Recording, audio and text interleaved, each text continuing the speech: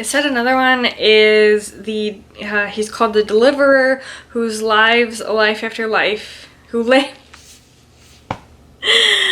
Oh, Sarah, can you read? Do you know how to read? Hello everybody and welcome back to a new video. My name is Sarah and today I have a Christmas book haul for you. I was not anticipating to have such a large haul, but I actually have, I think, 27 books to go through today. So I am just gonna go through them and talk about kind of what they're about. I know most of the time I try really hard not to read verbatim the synopsis on the back of the books, because I know, like, I don't know, some people don't like to hear that. They just kind of want like a conversational explanation of the synopsis. However, for several of these I am actually going to have to read the, inside cover or back of the book synopsis, because I know I'm not going to do it justice explaining what the book is about. Or I really just don't know much beyond what the synopsis says, and it's just going to be easier that way. So bear with me with that. So the first thing that I have to show is actually not a book, but I figured it's something that you guys would appreciate, and that is the World of Dracula jigsaw puzzle that my husband gave to me. I had mentioned, I don't know, a little while ago actually, that I kind of like the idea of maybe trying out jigsaw puzzles again. I used to do them occasionally growing up. I remember doing them with my mom and my grandma, but he found me this one, The World of Dracula, and it just looks so pretty. It's just this giant gothic looking castle with different scenes from Dracula, all over it, and I am very, very excited to put this together. But yeah, I just thought you guys would appreciate it.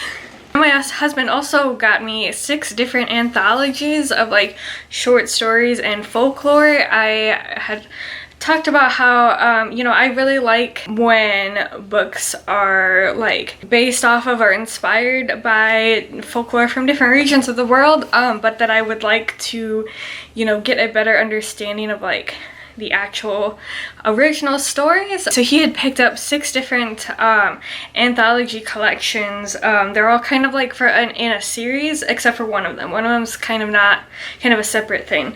But he got me Strange Lands short stories. It's a collection of gothic and fantasy short stories. And we all know how much I love gothic and fantasy novels. He also got me this gorgeous version of Grimm's Complete Fairy Tales. If the embossing on here is beautiful. It's even got like the raised little portions of the spine. I don't know what these are actually called, but like you see them on really old books. It's gilded edges, gold gilded edges with a little red ribbon, and then the end papers are absolutely gorgeous as well. I am very, very excited. Also, makes this really, really satisfying sound. Yeah, I'm very excited to just kind of peruse through this. And then the next 3 are kind of the same kind of book series kind of thing, but they are specific culture folklore collections. So this one is Native American myths and tales. We have Norse myths and tales, and then we also have African myths and tales. And then lastly, he picked me up this beautiful copy of Russian tales. First of all, this cover is just so pretty, and then these end papers are really pretty too. It also comes with a little ribbon bookmark.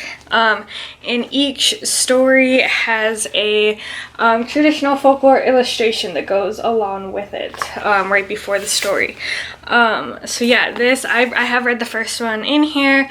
It very much reads like a traditional fairy tale. And then my little brother got me 3 books for Christmas. The first one he got me is Fortune Favors the Dead by Stephen Spotswood. This is the first book in kind of a Sherlock Holmes-esque Mystery-esque series. They're gonna be called the Pentecost and Parker Mysteries, and I think he said that the second one is already out, but this is the first one. So basically we're following two lady detectives. One of them is actually a circus runaway who saved the actual detective, and then the actual detective asked the circus runaway to kind of help be her assistant because she is suffering from multiple sclerosis, and can't keep up with her caseload anymore, needs kind of a helping hand. And so the two of them are solving crimes together, and it's 3 years after they kind of become a partnership, and they are investigating the murder of Abigail Collins, whose dead body has just been found slumped in the same chair where her steel magnate husband shot himself the year before. And there's rumors going around that it's a supernatural thing where the husband is vengeful and went after his wife, and then the two detective lady duo are going to solve the mystery. This is set in the 1940s. As you can see kind of by the vibe of the cover, it has a very 40s feel, and I've just heard really good things about this. I've heard it's kind of one of those like fun, cozy mysteries, and so I'm really looking forward to getting to read this one. He also picked me up The Twisted Ones by T. Kingfisher. I've actually been really interested in checking out T. Kingfisher's works, and so I'm excited to have my hands on this one. This is kind of described as like a folkloric horror, at least it's described that way here. And then basically we're following a young girl who is sent to go clean out her grandmother's house. Her grandmother just died, and while she's cleaning it out, she finds a notebook that her grandfather, who had passed away several years ago, had filled out with all of these like really creepy, unsettling things that he claimed were like happening in the house and around the woods. He was kind of written off as being just like a madman, and these were just his ravings, but pretty soon the girl starts to see things verbatim from his notebook. If she doesn't face them head on, she might not survive to tell the tale. So it's like a survival, haunted house, haunted woodsy story, but yeah, I'm really excited. I've heard good things about this one from Kingfisher. I've just heard good things about Kingfisher in general. And then lastly, he picked me up The Historian by Elizabeth Kostova.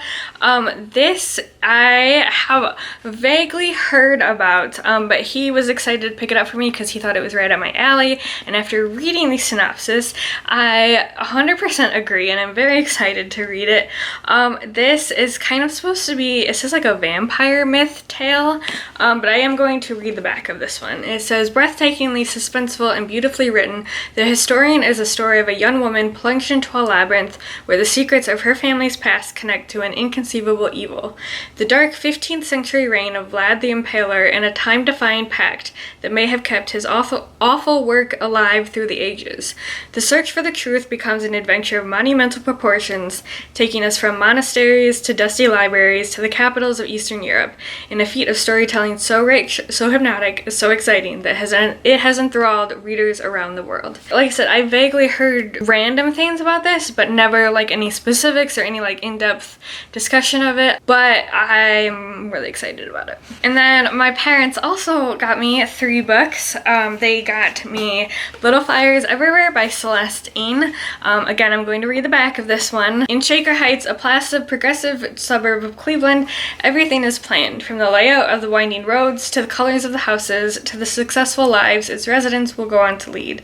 And no one embodies the spirit more than Eleanor Richardson, whose guiding principle is playing by the rules. Enter Mia Warren, an enigmatic artist and single mother, who arrives in this idyllic bubble with her teenage daughter Pearl and a disregard for the status quo that threatens to upend this carefully ordered community. Suspicious of Mia and her motives, Elena is determined to uncover the secrets of Mia's past, but her obsession will come at unexpected and devastating costs. Little Fires Everywhere explores the weight of secrets, the nature of art and identity, the ferocious pull of motherhood, and the danger of believing that following the rules can avert disaster. I've heard a lot of great things about this book. Obviously, we see that it's a Hulu series, and it was Reese Witherspoon's book club pick, but just in general, I've heard really great things about it, and I've heard really great things about Celeste Ng as well. And they happened to also get me her other book, Everything I Never Told You. It says Lydia is dead, but they don't know this yet. So begins this exquisite novel about a Chinese-American family living in 1970s small town Ohio. Lydia is the favorite child of Marilyn and James Lee, and her parents are determined that she will fulfill the dreams that they were unable to pursue. But when Lydia's body is found in the local lake, the delicate balancing act that has been keeping the Lee family together is destroyed, tumbling them into chaos. A profoundly moving story of family, secrets, and longing, Everything I Never Told You is both a gripping page-turner and a sensitive family portrait, uncovering the ways in which mothers and daughters, fathers and sons, and husbands and wives struggle all their lives to understand one another. So I'm just really excited to dive into both of Celeste Ng's books. I think these are the only two that she has published right now. At the very least, these are the two that are the most talked about. And then they also got me Where the Crawdads Sing by Delia. I think it's Delia Owens. If I'm pronouncing that wrong, please let me know, but it looks like it's Delia Owens. This is another really, really well-known popular novel that my mom jokes that my dad went rogue and picked this up for me, but I have been interested in reading it. So, you know, I think his dad's senses were tingling and knew that this was something that I was interested in and might be up my alley. Basically I don't know, I think I'm just gonna read the back of this one too because I think it'll do it more justice. It says, for years, rumors of the Marsh Girl have haunted Barkley Cove, a quiet town in the North Carolina coast. So in late 1969, when handsome Chase Andrews is found dead, the locals immediately suspect Kaya Clark, the so-called Marsh Girl. But Kaya is not what they say. Sensitive and intelligent, she has survived for years, alone in the marsh that she calls home, finding friends in the gulls and lessons in the sand. Then the time comes when she yearns to be touched and loved. When two young men from town become intrigued by her wild beauty, Kaya opens herself to a new life until the unthinkable happens.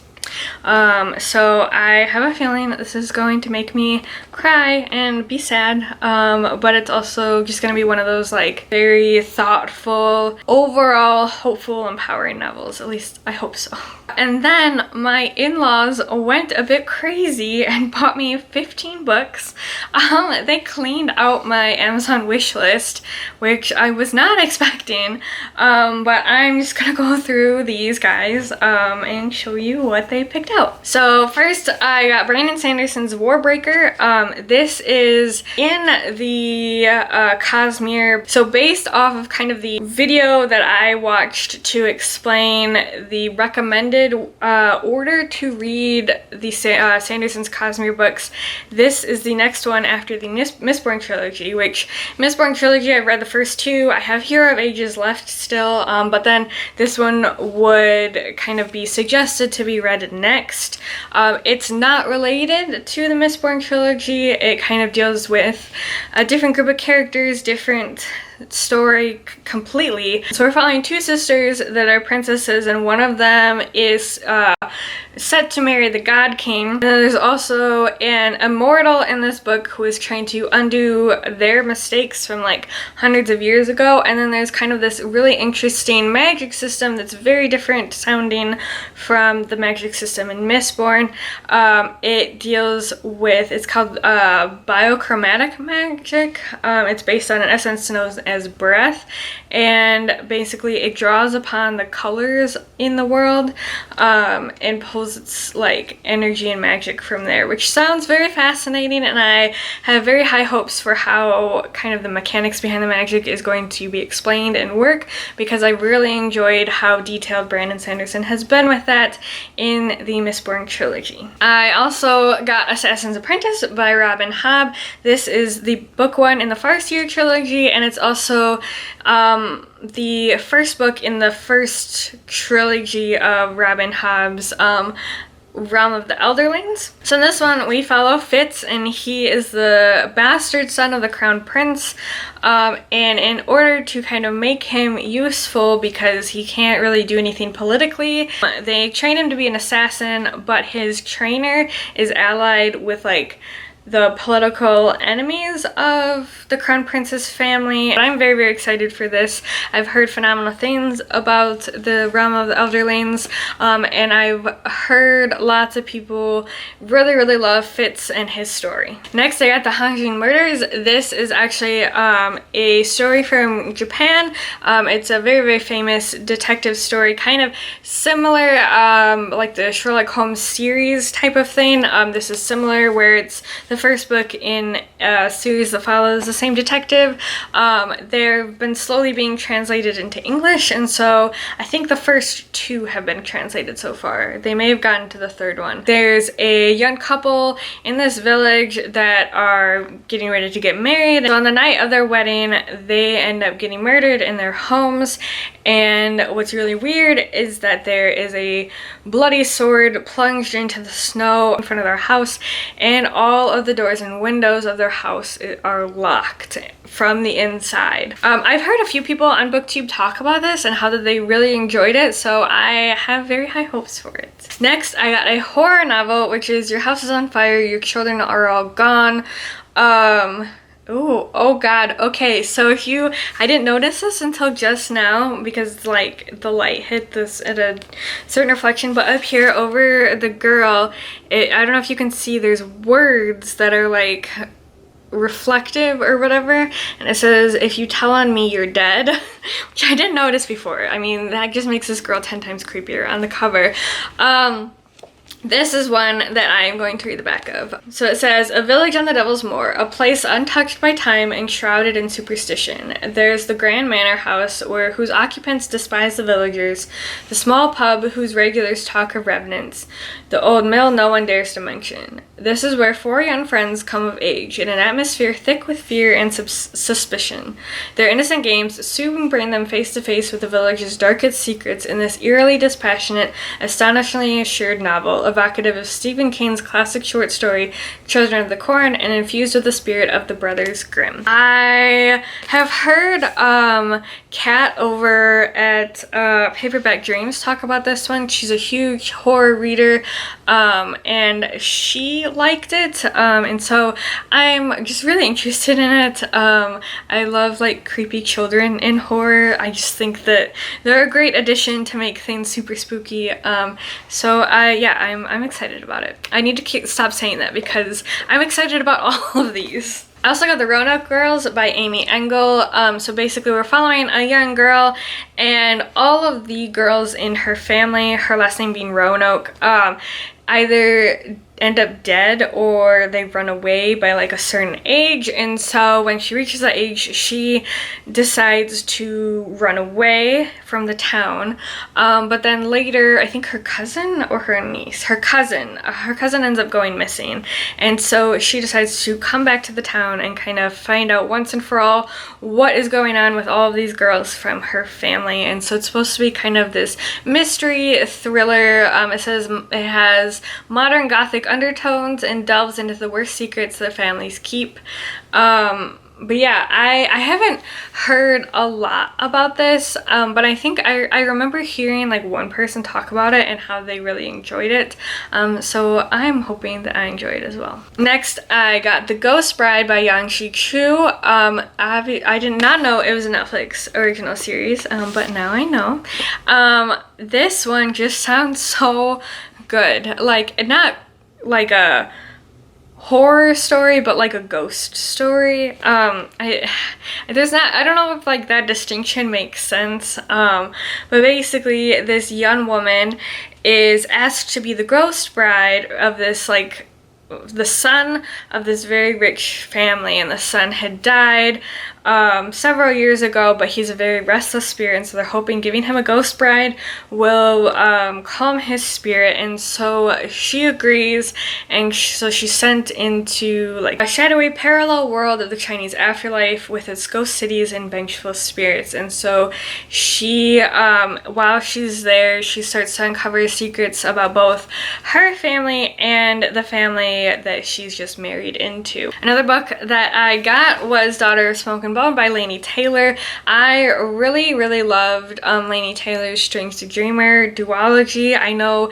this trilogy came before that, so, and I also know that it's like very different from Strange the Dreamer, but I'm hoping that I will love it just the same, because I just really enjoyed Laini Taylor's, I guess, character development and her writing style. But basically we're following, I don't know, I don't really know like much about it. I know it has to do with like angels and demons.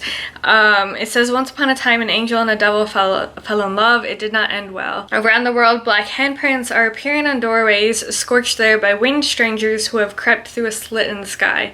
And in the tangled lanes of Prague, a young art student named Karo is about to be caught up in a brutal otherworldly war. When a stranger, beautiful, haunted Akiva, fixes his fire-colored eyes on her, the result is a star-crossed love whose roots drink deep of a violent past. I've heard like people love this trilogy. I've heard it's much slower paced and, like I said, very different from Strange the Dreamer, but I've been very curious about it, and like I said, I love Taylor and Taylor's writing style, so we will see. Next, I got The Summer That Melted Everything by Tiffany McDaniel. This is basically about a boy who shows up at this town and he claims to be like the reincarnation of the devil, but this family just thinks that he's like a troubled, lost, orphan child, and so they take him in. But then the temperature starts to skyrocket to above sweltering in this town, and weird things start happening, and the town starts to think that what this kid claims, him claiming to be like the reincarnation of the devil, may be true, and the family is like, ooh, I don't know, what did we bring into our house? Yeah, it doesn't really give any indication of like if it's gonna be spooky or if it's gonna be like, I don't really know. It says it's a haunting Appalachian Gothic novel, but yet this looks so like the exact opposite of Gothic, the cover does. So I'm very interested in the kind of complete polar opposite vibes that the story is giving me based off of the cover and then based off of the synopsis and kind of the comments on the back. I really have not heard many people talk about this, to be honest, but I heard it mentioned on a Frolic Through Fictions channel a while ago, like quite a while ago, and it just really piqued my interest because it sounds so strange. But yeah, we will see what my thoughts are when I do read it. Then I got a classic by Shirley Jackson, We've Always Lived in the Castle. It's a very short book. This is, I think, the Penguin Classics Deluxe edition. It's got the deckled edges and then the French flaps as well. And I'm gonna be honest, I don't know much about this book at all, but you know, it's Shirley Jackson. I loved The Lottery. I feel like everybody loves The Lottery, but basically all I know is it says, my name is Mary Catherine Blackwood. I'm 18 years old and I live with my sister Constance. I've often thought that with any luck at all I could have been born a werewolf because the two middle fingers on both my hands are the same length, but I have had to be content with what I had. I dislike washing myself and dogs and noise. I like my sister Constance and Richard Plantagenet and Amanita phalloides, the death cap mushroom. Everyone else in my family is dead. And that's all it says. But yeah, it's very short, and this is kind of one of, I feel like, along with The Lottery, this is her other like well-known quintessential Shirley Jackson novel. Next, I got The Project by Courtney Summers, and this is a cult novel. So I haven't read Sadie, but I've heard good things about Sadie, which is her, I think, her first book. But I'm really excited about this one because I find cults fascinating, and I love a good creepy cult story. Basically, this girl kind of loses her sister to this cult. It's called the Unity Project. You know, it sounds like they do all these great things. So Lo is like, all right, I'm gonna uncover these secrets and like prove that this is a cult and not actually like a good project group of people. And so she enlists the help of this guy who claims that the Unity Project killed his son.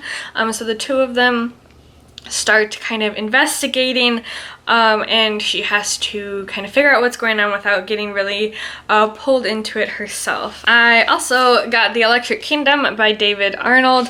This is a pandemic story, which, you know, might not be great for, you know, our current times, but honestly, I've always liked pandemic stories. I haven't really read any recently. Pandemic stories definitely hit different now that, you know, we've been living in a pandemic for the past 2 years now. But I find this one really interesting. And I heard about it from, I think somebody on Instagram was talking about it, and they said that they're not one for pandemic stories lately because of living during COVID times, but they said that this one was actually really, really enjoyable and just really interesting to read.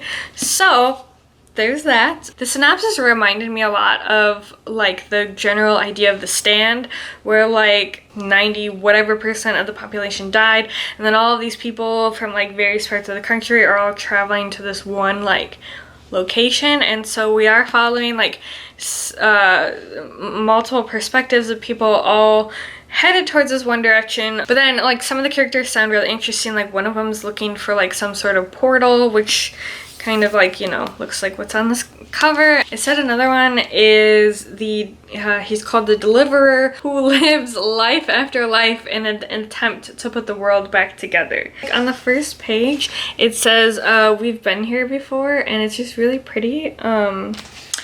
Yeah, I don't know. I really have not heard anybody else talk about it besides the one person on Instagram, but they were like raving about it and, you know, made that comment that like even though we're living in a pandemic and they don't like pandemic stories now that they're living in one, they really, really enjoyed this. So we will see. And then there is The Witch's Heart by Genevieve Gornichek. This is basically following the story of Loki's wife, leading up to her meeting Loki and then kind of their relationship together, and then her trying to protect her children from kind of their fate in their roles in Ragnarok. I feel like this is going to be really fun to read while reading kind of some of the stories in the Norse mythology anthology that I have. But yeah, I've heard positive things about this, and yeah, I'm really looking forward to it. I also got Stalking Jack the Ripper by Carrie Maniscalco. You know, I've heard so many things about this series. This is the first in like a 4-book series, 5-book series. I'm not entirely sure. I've heard so many things about it, and like so many people really love this series, but I really don't know what it's actually about. Like, I know that the back of this literally just says, he murdered women in cold blood, he terrorized an entire city, he taunted those of us who hunted him down, but despite all these horrors, in the end I could not deny it, I was the girl who loved the Ripper. And I know it's like a mystery, like I think she's trying to like catch Jack the Ripper. I really don't know, but so many people love this series, and so I've just really been interested in like checking it out. I'm really hoping that I love it as much as everybody else has. Yeah, we'll see. I also got The Ruin of Kings by Jen Lyons, which I did not realize how like hefty this book was, but it is a kind of the first in like a high fantasy series. So it says, Kieran grew up in the slums, a thief and a minstrel's son, raised on tales of long-lost princes and magnificent quests. When he is claimed against his will as the missing son of a treasonous prince, Kieran finds himself at the mercy of his new family's ruthless power plays and political ambitions. Practically a prisoner, Kieran discovers that being a long-lost prince is nothing like what the storybooks promised. The storybooks have lied about a lot of other things too. Dragons, demons, gods, prophecies, true love, and how the hero always wins. Then again, maybe he isn't the hero after all, for Kieran is not destined to save the Empire, he's destined to destroy it. This is the first, like I said, the first in a high fantasy series. I know Katie over at Brightness Katie Reads has really enjoyed this series, and that's kind of who I got who I heard about it from. So I'm hoping that I enjoyed it as well too. I know she says that it's got like a really wide variety of like characters, and they're all just really well written and really enjoyable to read like from their perspectives, so I'm really looking forward to that. And then lastly, I know this video has gotten very long, I got House of Leaves by Mark Z. Danielewski. I have heard very mixed like opinions on this book. First of all, this thing is like hefty, like it's like heavy for just, I don't know, it's really heavy. But I have been fascinated by the idea of this book for a while now, so I'm really excited to have my hands on a copy and actually get to check it out. Fascinated both with just like how it's written and like what it's about, but also just like the story behind the book itself and how it came to be, which gets kind of explained in this inside cover thing. It says, years ago when House of Leaves was first being passed around, it was nothing more than a badly bundled heap of paper, parts of which would occasionally surface on the internet. No one could have anticipated the small but devoted following this terrifying story would soon command. Starting with an odd assortment of marginalized youth, musicians, tattoo artists, programmers, strippers, environmentalists, and adrenaline junkies, the book eventually made its way into the hands of older generations who not only found themselves in those strangely arranged pages, but also discovered a way back into the lives of their estranged children. Now, for the first time, this astonishing novel is made available in book form, complete with the original colored words, vertical footnotes, and newly added second and third appendices. The story remains unchanged, focusing on a young family that moves into a small home on Ash Tree Lane, where they discover something terribly wrong. Their house is bigger on the inside than it is on the outside. Of course, neither Pulitzer Prize-winning photojournalist Will Navidson nor his companion Karen Greenwood was prepared to face the consequences of that impossibility until the day their two little children wandered off and their voices eerily began to return another story of creature darkness, of an ever-growing abyss behind a closed closet door, and of that unholy growl which soon enough would tear through their walls and consume all of their dreams. So yeah, this is just like a weird like novel, and I'm just really excited about like being able to like actually experience it and form my own opinion on it. Yeah, they like, you've got pretty normal like pages like this, but then you also have like spreads just like this, which is short little pieces on it. There's ones where it's just like upside down. There's like pages like this. It almost looks like a textbook, to be honest. Oh, you've got like poems in here that are part of the story. It's not quite this one, but it like is something like this, where it just looks really weird. But yeah, like I said, I've heard very polarizing mixed views on this book, but I am really excited about it. And so I hope that, you know, it ends up being something that I really enjoy. So that is all of the books that I got on Christmas. Thank you so much to my husband, my parents, my brother, my in-laws, everybody who picked up books for me. I really appreciate it. I am so excited to dive into all of these. I would love to know if you've read any of these books, or if you're looking to kind of read any of them. If I have any that maybe you've never heard about and now you're like, oh, what is that, and you're interested in reading, let me know down in the comments. Thank you so much for watching this video. I hope you consider sticking around and subscribing, and as always, I hope you have a great rest of your day, and I will see you in the next video. Bye!